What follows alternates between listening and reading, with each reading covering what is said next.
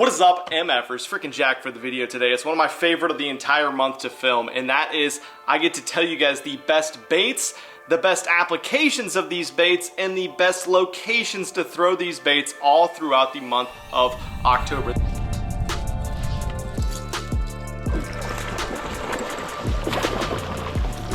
Boom! There's two very specific patterns that I like to seek out during this month that can put some of the biggest bass of the year into your live well, and they can catch numbers. It's very much a surefire way to go out and catch fish, and so stay tuned. I'm gonna show you guys some sneaky stuff to catch more fish than all your buds. Who doesn't want to do that? Also very exciting about this month, I'm almost positive, it might be November, but I'm almost positive towards the end of this month we get to release this line through swim bait right here. The Hangover, the line through that you guys have seen me catch so many double-digit bass on, a bunch of other giant bass, you know, 2 to 8, 10 pounders on it as well. It's one we've been working on for years. It's perfected. We finally got everything with the plastic density, the weighting and everything dialed in, and then later this month I hope to release them. And this is actually going to be a bait that I show you guys here in just a second and where to throw this thing, but I want to give you guys some baits a little bit sooner than that. So I'm actually going to give away these two baits right here. This one's brand new, this one's chewed to crap, that I've actually caught 2 or 3 10+ pound bass on. I'm gonna give it away to one of my members, my channel members, since I love that you guys have supported the channel. So I'll put a link down below if you want to become a channel member. And then in the next video after this one, I believe it's going to be Tuesday. Look in the video description. I'm gonna give this two of these guys to one of the channel members that, whether you're a new member, you're a regular member, I'm gonna pick someone randomly and send these out to. So hit the link below, become a channel member, or don't, that's cool. All the money goes to helping me fund all these crazy adventures I film for you guys. All right, woo! It's freaking hot in here. It's Texas, so it's still 97 degrees, even though it's October. So things that are happening way down here in Southeast Texas and Florida and some of the Gulf Coast, stuff like that, are probably a little bit different than what happens throughout the rest of the country.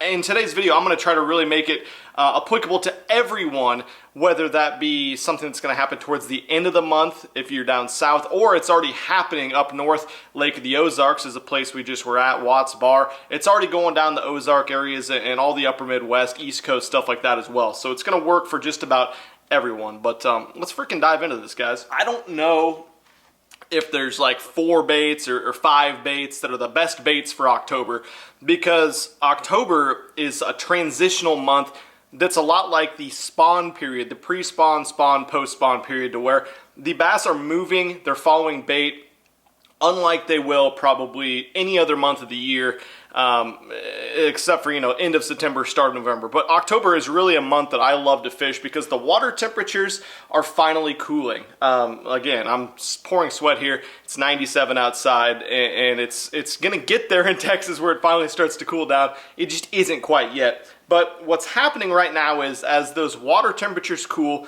and especially towards the end of summer, like we talked about in the September video, the dissolved oxygen levels had gotten low towards the end of summer.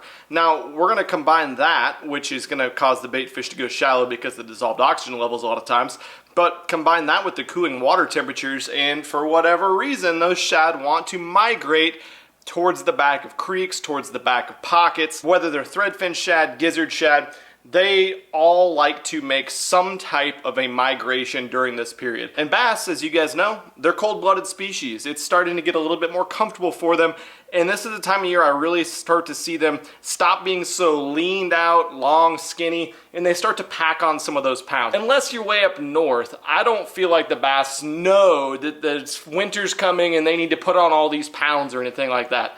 I don't really believe that, because I've seen what happens in the winter. The bass keep eating all year round. They're some of the fattest they are in the winter and all throughout the winter because they continue to eat, whether they're under the ice or just in the coldest water of the year. They keep eating. So I don't really buy into the notion that they're preparing for some type of hibernation type period.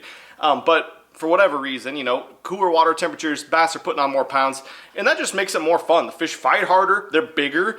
You're gonna start seeing a lot more double digits roll in on my channel and many other people as well, because they're just thicker. A lot of those 27, 28 inch fish in Texas that were 7.5 to 9 pounds all summer are now going to get into that 10 to 12, 13 27-pound range. So that's exciting to me. So two things I want to touch on here, two types of patterns, two locations that are going to be the best areas to look in those migrations. Obviously, this isn't something that's going to play as much if you're just fishing a shallow bowl, a round lake. I'm talking about natural lakes and reservoirs where there's creek arms and there's shad. Really, we're going to talk about shad a lot in this video, but a lot of the same principles can apply if there's no shad in your lakes. I'm from Nebraska. We had just bluegill and crawfish, I don't know, my Texans are going to kill me for calling them crayfish, but a lot of these ideas are going to apply to lakes with just bluegill in them as well that don't have shad. Maybe they have golden shiners, perch, stuff like that. So let's focus on the shad side of things. When we were just at Lake of the Ozarks, let's talk about the first place that the bass will go, and that is going to be a spot where they really can live there all summer, all winter. They can live there whenever, throughout the entire year. But this time of year, I really love to focus on hard cover that is at the mouth of whatever creek they are going to move back in. Whether it's a dock, whether it's a laydown, even a man-made jetty, a seawall, a marina, something like that. If they are at the mouth of wherever they're moving, whether that just be a little pocket or a 5-mile long creek, the more isolated, the better. Those are the types of areas where I find some of the biggest bass. That's the one I want to talk to you guys about first because it holds the biggest bass in my opinion. And again, these areas might be 60 feet deep, 100 feet deep. They might be 8 feet deep or 5 feet deep, but the biggest thing I like to look for, especially we just came from Lake of the Ozarks, there's 80,000, maybe more than 80,000 docks. The more isolated, the better. Something different. Just like if you're going down a grass mat and you see a different type of grass or a point of grass that comes out, you want to look for something different. And when you're dock fishing or fishing hardcover, that's going to be a bigger dock or laydown. That's going to be a more isolated dock. Or just simply a dock that has more shade, or a laydown that has more shade than the rest of them around it. But again, I'm looking for them at the mouths of these areas where they transition.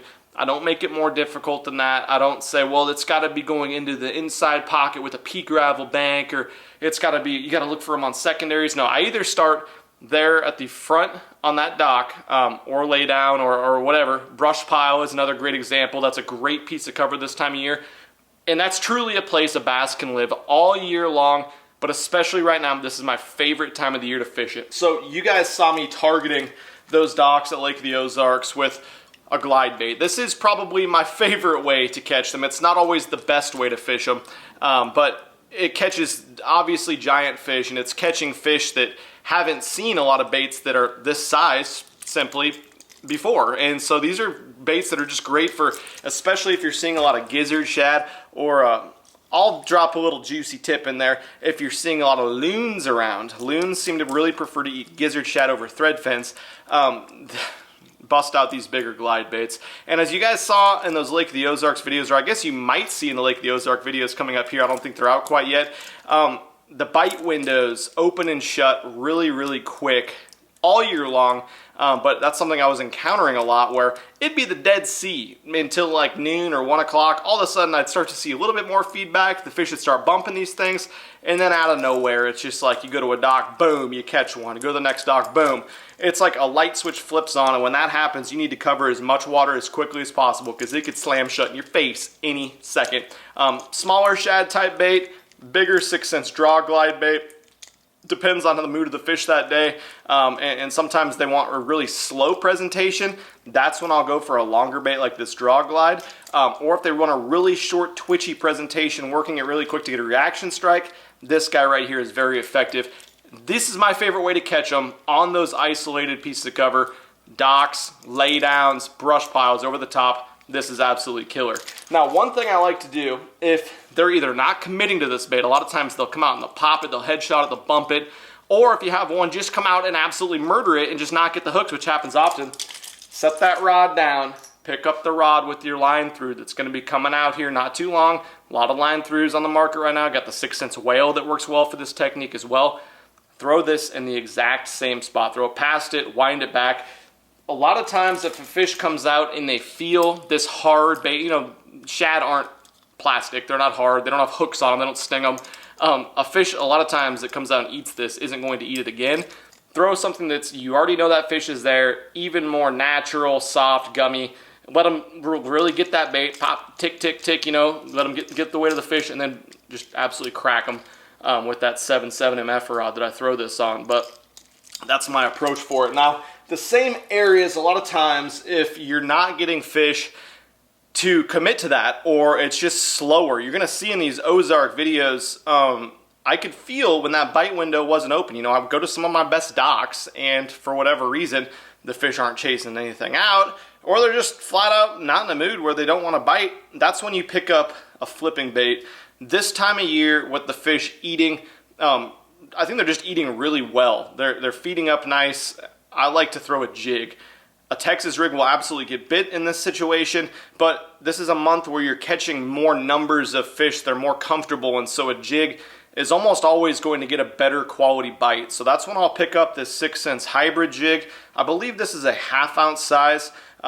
And then of course I like to throw the prawn on there as a trailer. I'll contrast the colors, I'll match the colors, just kind of see what the fish like that day.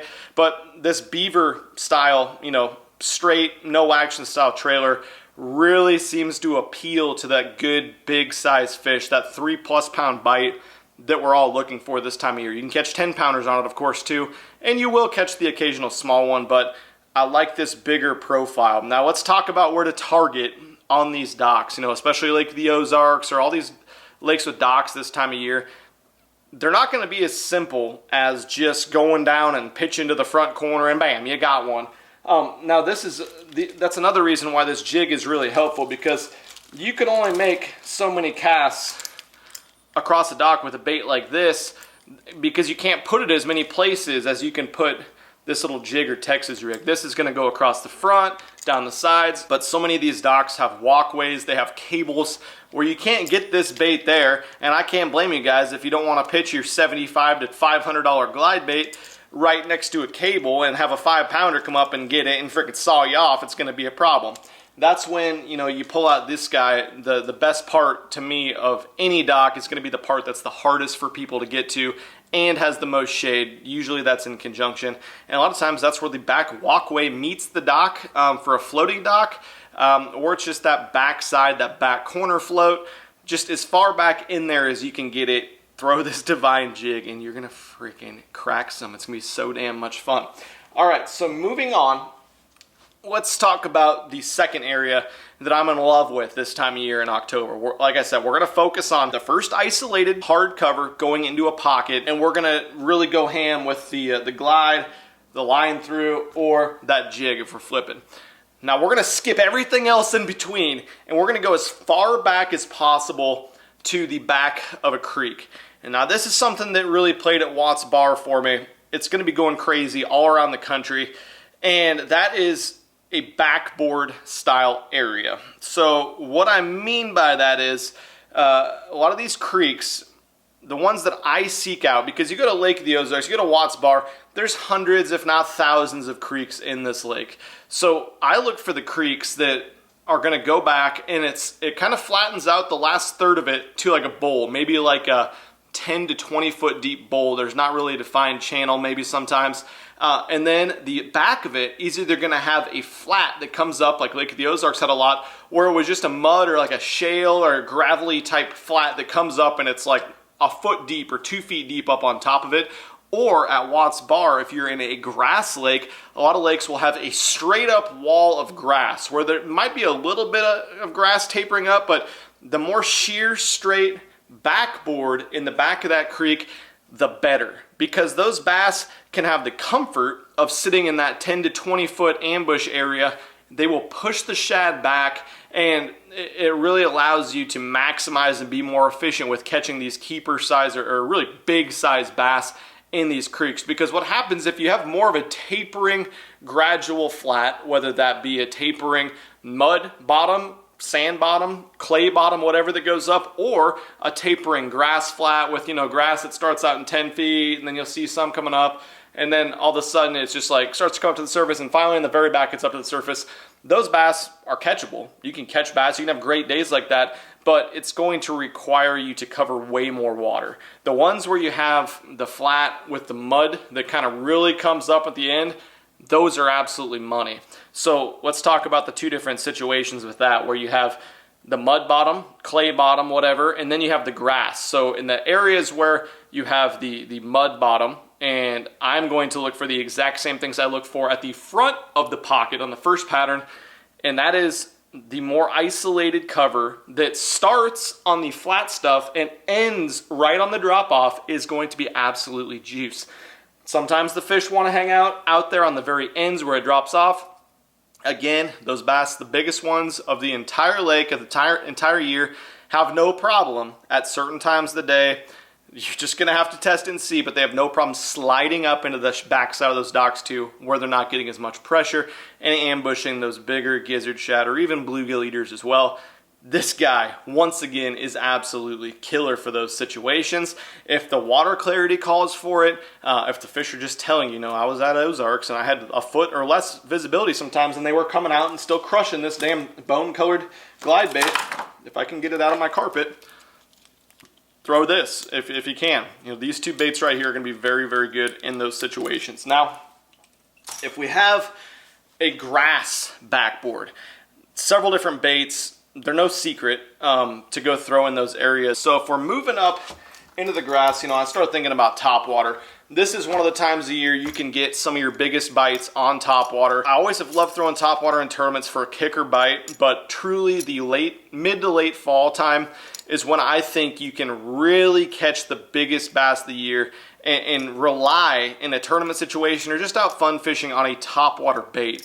This is my favorite topwater to throw this time of year. A lot of guys like a plopper, and I think that works sometimes better, maybe when you have cleaner water, but I think a lot of the fish have heard it around the country. Not that they haven't heard of buzzbait, but there's something about this clacking, squealing buzzbait, especially in more stained water, that's absolutely killer. Two different types of buzzbaits I like to throw, and then I always put this guy on as my trailer. Yeah, a crawdad on a topwater doesn't make a whole lot of sense, but that's really not what you're imitating. You're imitating the shad or really whatever type of bait fish with this 6-cent stroker craw. But this has become my favorite trailer for a buzzbait. So here's the first style that I like to throw. It's a squeaky style buzzbait. You can see, I believe this is a Picasso. I don't believe that. I know that it's a Picasso. I'm not going to hide it from you, but it's got a rusted out rivet in the back of it out of the package. It's got a long, really solid shank hook. It's got a decent keeper. I'm okay with that keeper. It screws up plastics pretty quick. But we're going to take this 6-cent stroker craw, and we're going to take the skirt off, obviously, as you guys can see. We're just going to thread it on there. And the reason these soft plastic trailers have become so popular over a traditional skirt is several things. One, it skips a lot better. So you can skip this buzzbait up underneath some of the backs of these docks, up underneath laydowns, but especially in these grass lakes, you just want to fish it over the top. But that trailer helps that bait skip a lot better. It also slows the bait down, helps it plane more, so you can work it a lot slower with that 7 or 8 speed reel, and it still holds up there. It gives it more appeal with these kicking legs. Again, it's flat on the bottom, so it helps it plane a lot better. And it really gives those fish a target. They like to really key on these legs, and it seems like they just get it a lot better with this trailer on the back. So this is a more squeaky style buzzbait. It's better to me if you got a little bit cleaner water. Maybe you're trying to cover some more water. This style buzzbait right here, this is an Ozark company. I've used these forever. It's called the Crocagator Head Knocker. I'm actually going to grab one of these out of my bag. You guys are probably nerds like me. There it is.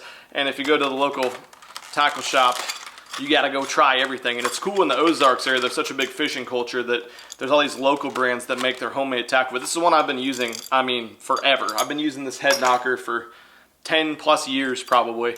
But now they make one actually without a skirt that's made to hold a toad style or craw style trailer.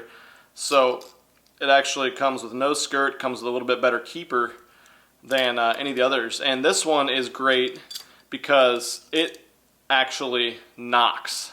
This blade, it doesn't do it out of the package quite as well, but when it gets the resistance of the water, it dips down a little bit and that blade will hit the head, and it makes as good of a noise as like a clacker as any clacker buzzbait. It's a really unique noise. And again, flat, 3/4 ounce. Not very many companies make a 3/4 ounce size buzzbait, but it still is, you know, because it's flat, it planes really well, skips super well. This was made to fire up underneath cables at Lake of the Ozarks, so big shout out to those guys. Jim Dill, the owner, always have made really great stuff. Again, stroker craw is the deal on the back of this thing. Flat, just like the head, so it planes super well. You can fish it really slow for a 3/4 ounce buzzbait with this huge blade. Just absolutely gets monster bites behind docks, laydowns, and over the top of grass this time of year. Now for the other baits to target those fish on the backboards, we got spinner baits. That was something I was definitely firing around over at Watts Bar, the infamous Watts Bar Lake, the best fishery that anybody has ever known.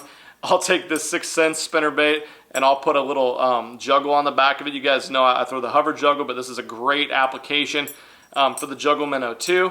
And it's got a screw lock on the back of this 6 cents spinner bait, which is just, it's awesome. This is just a great time of the year to throw a spinner bait. The vibration of this thinner wire on the shaft will cause this tail to really kick nice, even though it doesn't have a paddle tail or anything like that. So some days, some lakes, for whatever reason, they prefer a spinner bait over the top. Of course, for those of you guys that are members, you'll see when you become members to try to win those line through swim baits that one of these homemade chatterbaits is absolutely deadly over the top of that grass as well. I actually just caught a 10-pounder. That's why my hand's bleeding about 15 minutes ago in my backyard pond. So that didn't suck.